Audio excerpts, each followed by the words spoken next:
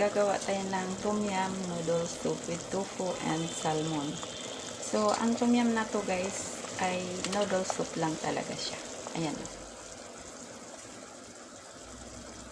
Tom yum noodle instant.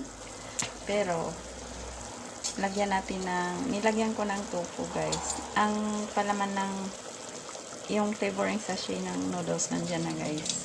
Tapos lagyan natin ng salmon. Ayan. Laman ng salmon yan. Mabilis lang maluto ang laman ng salmon. May timpla na rin to. Bukod sa sachet ng tom yum, meron na rin siyang yung dinagdagan ko ng asin at paminta para tamang-tama ang lasa. Kasi medyo matabang lang siya eh. Kasi dinamihan ko ng tubig. Tapos,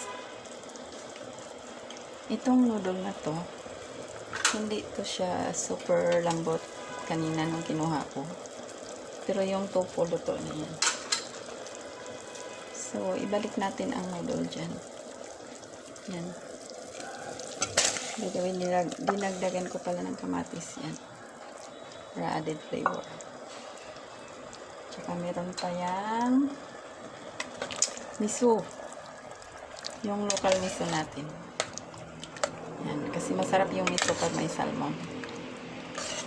Medyo maasim-asim. So, ang tom yum naman ay medyo maasim, diba? Maanghanga lang siya. So, ang kulang-kulang dito guys ay spring onions. Wala, nagkaubos na ng spring onions.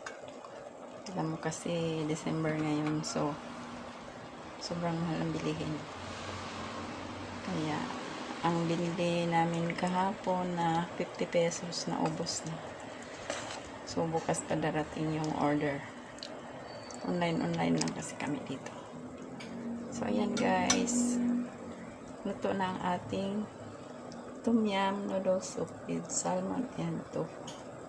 Thank you so much guys for watching.